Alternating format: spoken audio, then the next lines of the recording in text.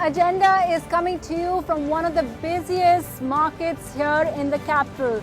It's now been 6 days since 1,500 rupee notes were phased out, and we wanted to show you the impact and speak to our experts to look at and assess the impact of it.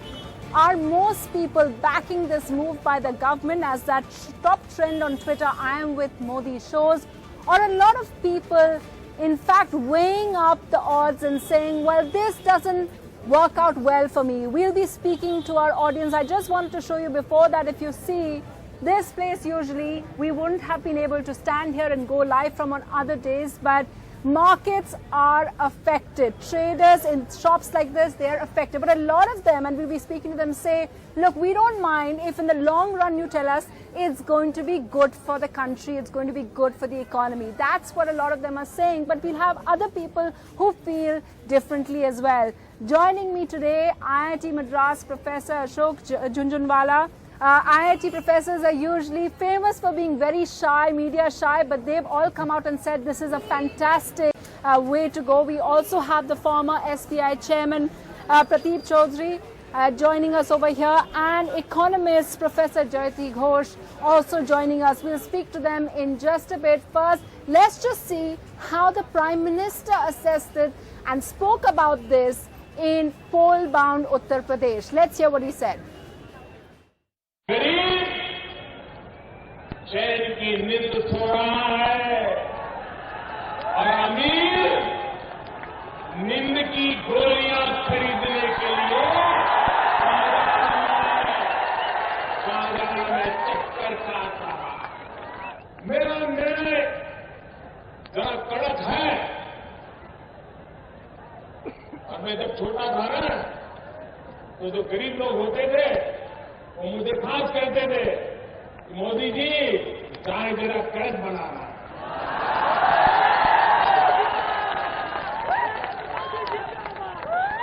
गरीब को जरा कड़क चाय ज्यादा अच्छी लगती है।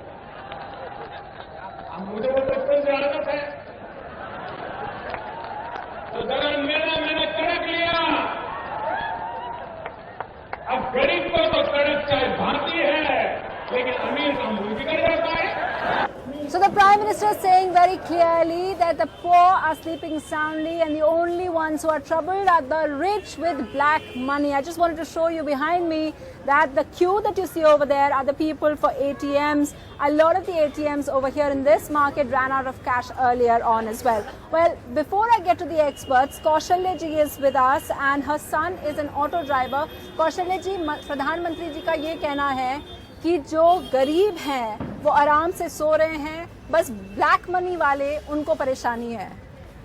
मैं प्रधानमंत्री जी से कहना चाहती, जो ऑटो ड्राइवर है, मेरा बेटा जो ऑटो चलाता है, जब उसका काम ही नहीं होगा तो वो कैसे सो सकता है आराम से? उसके बच्चे रोज का लाना, रोज का कमाना, रोज का खाना, तो अगर वो कमा के नहीं लाएगा तो वो कैसे सो सकते हैं? भूखे सो सकते हैं क्या? बट कौशल्य जी वो कहते हैं कि मोबाइल से पैसे ले सकते हैं, अगर वो अपना मोबाइल वॉलेट खोल लें। आपको इन सिस्टम्स के बारे में मालूम है? नहीं मालूम था, अब मुझे अभी यहाँ पे पता चला है। पर उसके साथ ही तो वो खाता नंबर भी तो हो, उसका मोबाइल भी तो हो। गरीब लोगों के पास कहाँ से मोबाइल आएगा? कितनी उनकी जो कमाई है कितनी कम हो गई है?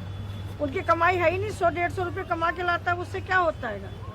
So Professor Jhunjhunwala, what would you say to someone like her who is obviously troubled, and then the Prime Minister's words have also hurt her? Well, I really don't have anything to say to her. The only thing that I can say is that for years we have been waiting for a battle against black money. Just waiting. Nothing much has been happening. The country is totally corrupted with the black money. And I think this is the first decisive move. And we have to back that up. I understand the difficulty that she is facing. And I really don't have answers to somebody who is talking like this. Do you have answers, Mr. Chaudhary? But only thing is that going forward, everybody has to have a bank.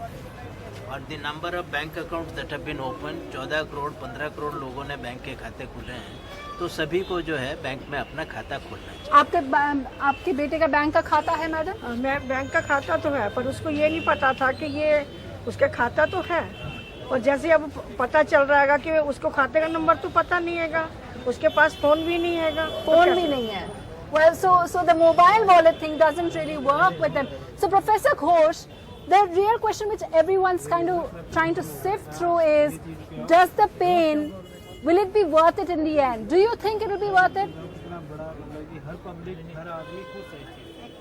Look, let me first of all clarify a few things. I think this particular move has been extraordinary in its ineptitude.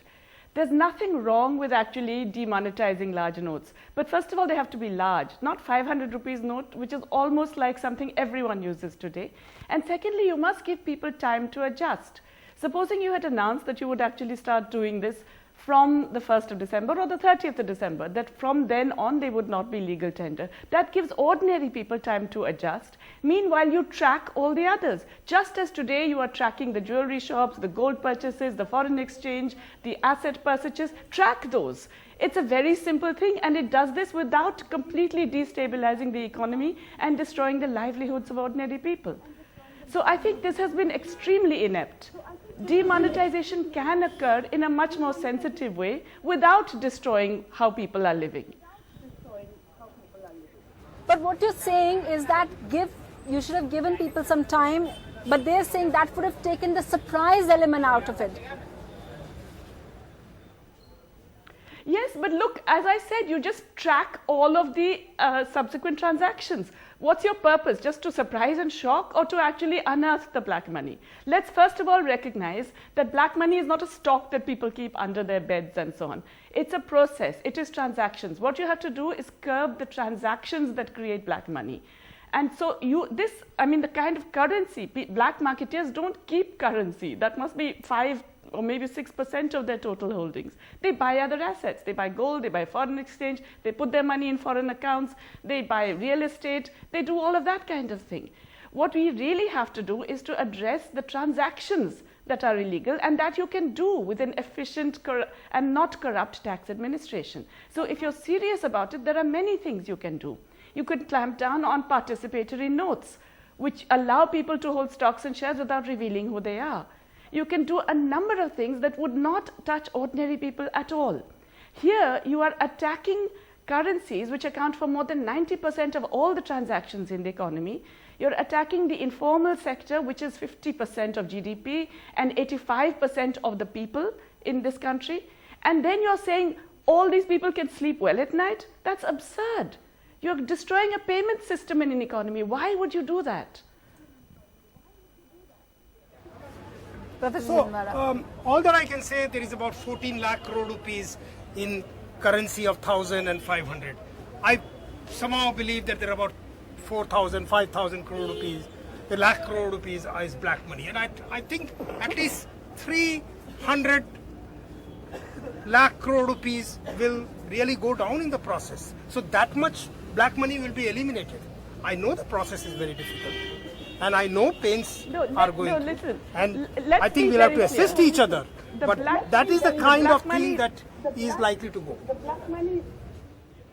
Yes, go ahead, Professor Ghosh. No, I'm saying, look, at least half of the transactions, first of all, rupees 500 notes account for more than half of the currency in circulation. In fact, the two together, 500 and 1,000, account for 86% of the currency in circulation. These are used today by ordinary people. In an economy where dal costs 200 rupees a kilo, please don't tell me that 500 is a high-value note. When high-value notes were last demonetized in 1978, the 1,000 rupee note, which was demonetized, is the equivalent of 25,000 rupees today. Most people never saw that kind of money. Now, here you are taking normal currency, which is used in transactions across the country in rural and urban India, in the informal economy. You're declaring them worthless. You're not giving people time to actually find an adjustment. Just like that poor woman whose son doesn't have a mobile. Give people time to make adjustment. These are ordinary, good people who are not black marketeers. They're decent citizens who are trying to eke out a living. Okay. You are destroying an entire trading system. You're destroying an informal market. You're destroying production. Farmers who are desperate to sell their produce and buy inputs for the next sowing season, what are they supposed to do? Yeah, and I think we have someone here who's from Amethi who wanted to make a question about, yeah, exactly. 1 second. Sir, you had a question for the experts as well. What was that? My question was, this decision of demonetization is good as far as weeding out the stock of currency is there. Yeah. But there is no plan for how to stop the degeneration of the black money, because that calls for... So it gets rid of the old notes, but what about people doing it in the future? I think new steps will be taken and must be taken. But this is the first important step. I think first important step is first important. It has not happened earlier. So I think it's a very, very, at least in recent past. But so this is a very important first to step. stop regeneration, major system reforms are needed. I agree. In the policy, in the judicial And you're not reforms. seeing that right now? No, we are Do you not want to seeing answer him? Yeah, I think this impact on the marginal people and the common people could have been minimized if 100 rupee notes were made available in good number. Now it's very strange that all the ATMs have three cases, 1000, 500 and 100. Now whatever, by a matter of judgment you decide to eliminate 1000 and 500. At least stack up the 100 rupee notes. Yeah. And RBI gives press clarification, we have 2 lakh crore rupees of 100 rupee note. But where are they?